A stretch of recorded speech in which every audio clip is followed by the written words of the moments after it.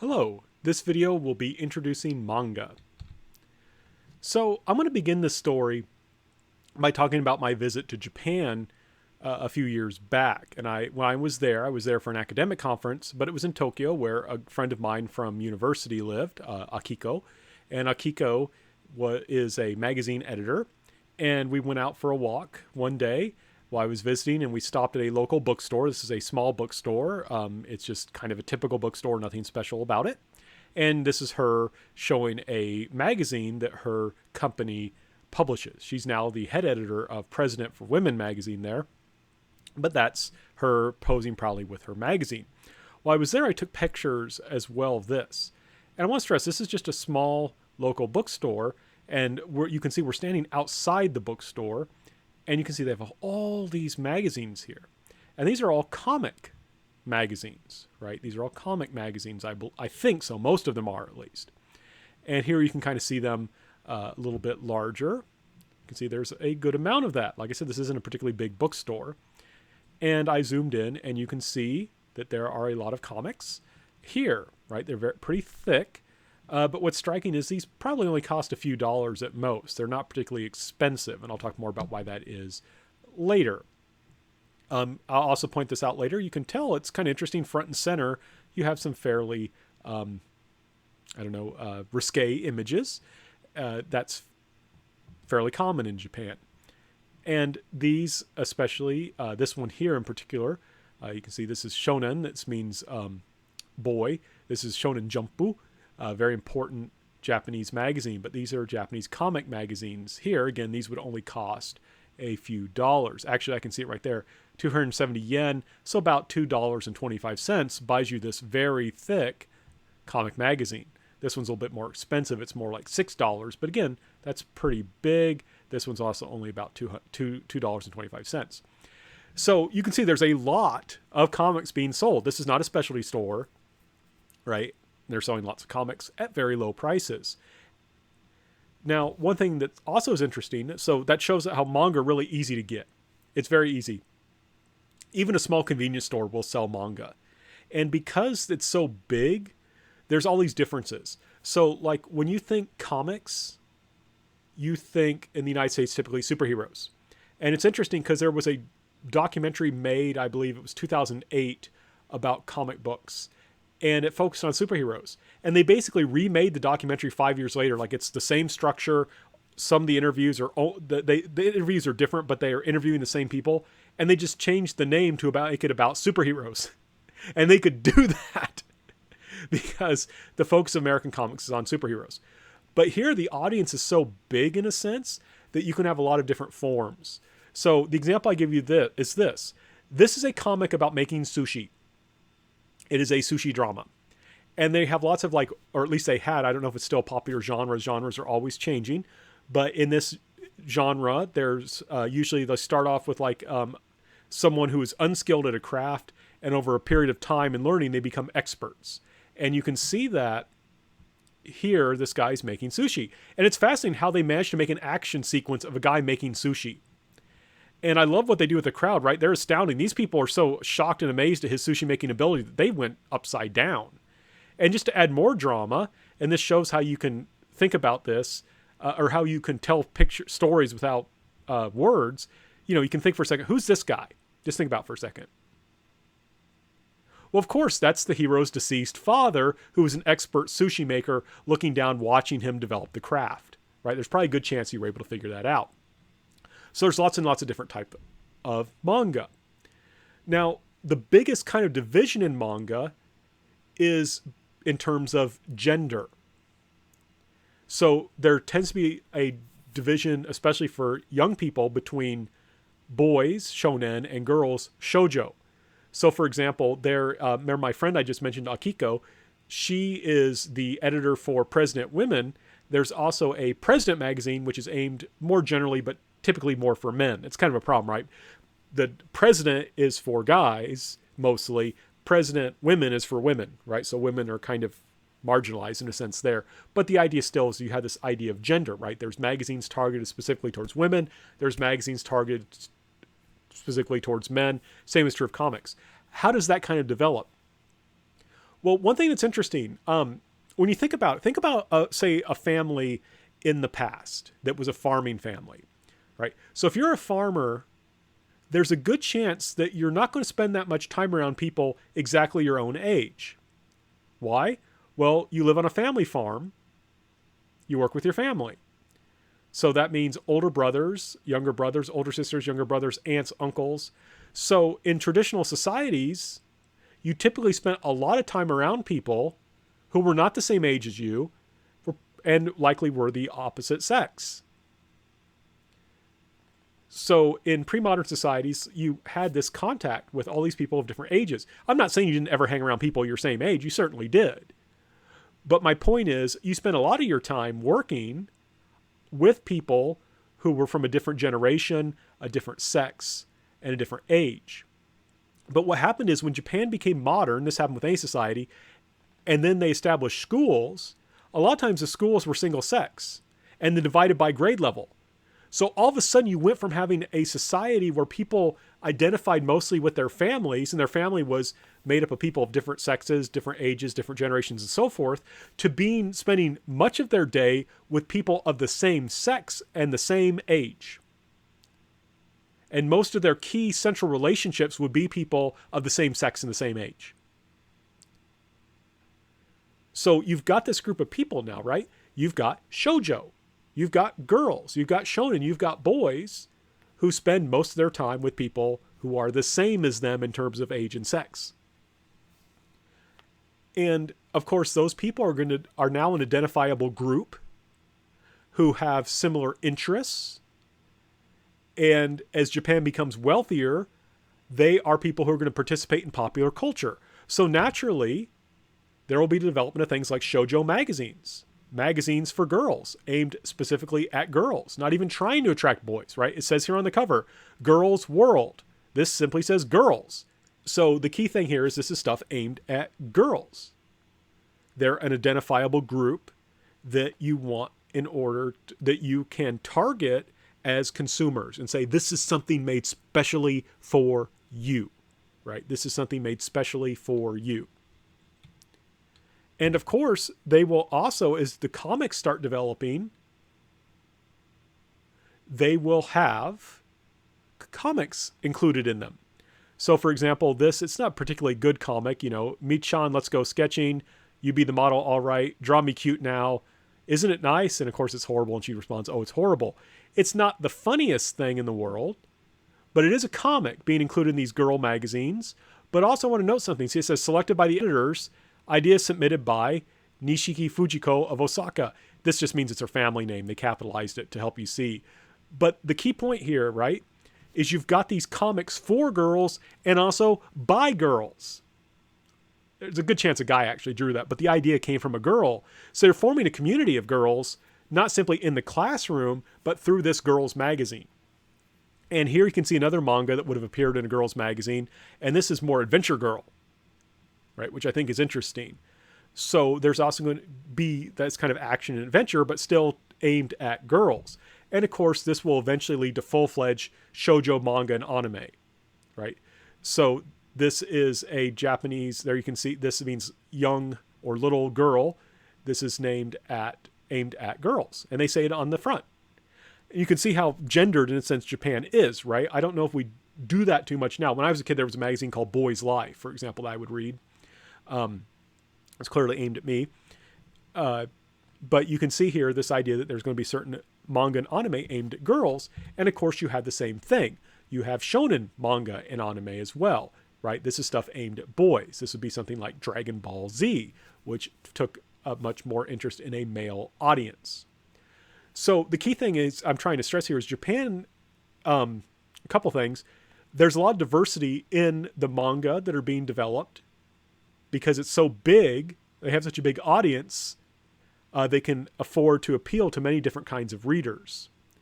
And one of the biggest divisions is based on gender, which is maybe a little bit different from how we think about the United States, right? A lot of times we tend to focus now, especially at least as far as I can tell in popular culture, comics and animation are often meant to be aimed at a wide variety of people. Now, just to give you a sense of how big this was, and I'll give you some more recent statistics. It's hard to get statistics. But in 2006, right, so this is a little bit old, but it does give us a sense. In terms of value, manga were about 1/4 of all books sold by value, right? So if you had $1 billion being sent on books, $250 million were spent on manga. So that's huge. This is gigantic, much bigger than the United States. And if you look in terms of volumes, remember, manga are very cheap. More than 1 out of every 3 books that was sold in Japan in 2006 was a manga. So this was and is a huge industry. This is big. Lots of people in Japan buy and read manga. American comic creators would love to have something like this. To give you some more statistics, more recent, about best-selling manga in Japan. So number 10 was this thing called Magi. It sold over almost 3 million copies. Food Wars, almost 3 million. One Punch Man, more than 3 million. This is per year, or for the whole year. The Seven Deadly Sins, 3.5 million. Haikyuu, over 5 million. Tokyo Ghoul, 5 million. My Hero Academia, almost 6 million. Kingdom, more than 6 million. Attack on Titan, over 6.5 million. One Piece, almost 12 million. That's per year. A top U.S. comic sells about 1.5 million a year, right? So the 10th best-selling Japanese comic sold like more than 1.5, or almost double, my math's terrible, what the best-selling American comic sold. And the best-selling Japanese comic is like 10 times what a American comic sold. And remember, Japan's population is about maybe 1/3 of what the American population is. So that is a very healthy industry. So like I said, this is huge. That's why they can have so much diversity, because it's such a big market. And just to give you some more recent statistics, it's growing, right? In 2018, went up 2%, worth almost $4 billion US. That's a huge industry. US sales from American comics is about $1 billion. Again, remember, we have about 3 times as many people as Japan does. So this is something like, Japanese spend like $12 to our every $1 or so you could think of. The sales of physical manga has gone down, but it's been replaced by digital sales. So like right now, almost half of all manga, or I'm sorry, in 2018, almost half of all manga were sold digitally, which makes a lot of sense. Now, why is the industry so strong, right? I've shown how it's strong. I've given you some idea of its characteristics. What makes it so strong? Why? First of all, as we talked about in this class, Japan just has a really deep artistic tradition, right? Japan just has a really well-developed tradition of art, and a very creative art. And there's no comics code. There was an attempt to develop a comics code in Japan, but it failed utterly. But remember, in the United States, the comics code really did hamper the industry. It made it so that comics were understood to be something for children. And it never really outgrew that. Can you imagine American businessmen or businesswomen in a subway publicly reading comics? I don't think you'd see that very common. These guys are doing it very nonchalantly. They don't care, right? They're happy to be seen. It's no big deal. And since there was no comics code, Japanese artists had the freedom to explore. So you may note, and Japan just seems to be more permissive about these things. It's kind of surprising to me because in many ways, Japanese society is very conservative. I mean, again, look at how the people are dressed on the subway, and this is fairly common. As you saw from the comics page, there's plenty of risque-looking magazines aimed at kids, right? I remember just walking through that bookstore, and I'm like, wow, there's a lot of nude people on the covers of these books. And this is just a standard bookstore. It had a nice coffee shop where the waitresses were all dressed very conservatively. But there was quite a bit of nudity on the books, which was kind of surprising to me. But this kind of more permissive culture allowed a lot of freedom to explore, and it allowed for comics creators to be creative and for comics to mature as the readers grew up. So comics weren't something that you left behind as a kid when you grew up. You just started reading different comics. That's what changed. And one thing we also have to understand historically, and we've talked about this before, but I want to emphasize it. After World War II in the United States, America went through a period of prosperity. We had a huge amount of money. and we were growing in wealth. So TV became very popular. And, you could sit around and watch The Adventures of Superman on TV, or you could read a boring old comic, right? I'm going to watch the TV, or a lot of people would. I probably actually would read the comic. But, a lot of people are going to choose the TV over the comic. But in Japan's case, it wasn't like that at all. The economy was destroyed by the war. It took them a long time to recover. And so you needed cheap entertainment. People couldn't afford TVs. That's not something in Japan. TV ownership doesn't really become common in Japan until the late 1960s, early 1970s. So you need something cheaper. Well, what's cheaper than comics? Right? They could be printed on very poor quality paper, and they were just very cheap. Cheaper than other available forms of entertainment, cheaper than going to the movies, for example. And they also developed manga libraries. So you didn't even have to afford the manga. You could go to the library and pay to either borrow a manga book, or you could pay to sit and read it in the library, and you could also buy snacks. And kids after school would go together to these manga libraries and pay to read comics and eat snacks. And it was just a lot cheaper. And what that meant then was you had this audience, this big audience, who grew up with comics, and as they grew older, the comics could change with them. And so you could still be quite comfortable reading comics as an older person without people thinking you're odd. And one other thing I just want to point out, in the United States, we think of our if I were to say to you, I commute to work, you would naturally assume that I drive. Right? When we talk about commuting, especially in a state like South Carolina, we think of driving. In other states, yeah, you could maybe take a train, but for the most part, when you commute, you drive. But in Japan, where car ownership was relatively rare, still isn't for many people, my friends in Japan, even though they have plenty of money, don't have a car. The public transportation is easy and cheap, so it's much better to use that rather than to drive. But when you're on a train, maybe for an hour or two each day, one way, you need something to do. And in the time period before cell phones, what do? You read a comic. Right? You've had a long day at work, you're tired, pull out a comic and read it. Going to school, coming back from school, read a comic. You can't do that when you're driving, but you can do that when you're riding in a train. And of course, then you can easily make that shift to digital, right? That's even easier to use. And I think now a lot of times, I know when I recently was in Korea and I could see people on their cell phones, a lot of times they're reading comics, they're reading webtoons. So the industry then had the freedom to grow up and mature, and it had time to establish itself before it was pushed out by other media like television. And Japanese society was built around, trains, and people would read them on commutes and so forth. So I need to talk a little bit about how manga and anime are connected and how manga make money. So there are a lot of manga magazines that are produced every week or are either monthly or even weekly. Right? So there's constantly new manga being produced. This one is a little older, but it costs less than $2. And this is thick. It's like this thick. I bought one of these when I was in Japan. That's about how much I paid. Very cheap. And these things actually, as you can guess, lose money. They're printed on really poor quality paper. They're not meant to be collector's items. They're not meant to, put in a Mylar bag and save in hopes that they'll get worth something one day. They're not. They're made on cheap paper with really bad covers. They lose money producing these things, right? They do not make a profit on this. It's too cheap. But the idea is that they do surveys and they figure out which titles are popular, and they'll compile those into books, or they'll commission new adventures for those characters. So like, oh, this guy Naruto seems pretty popular. Let's give him in his own series.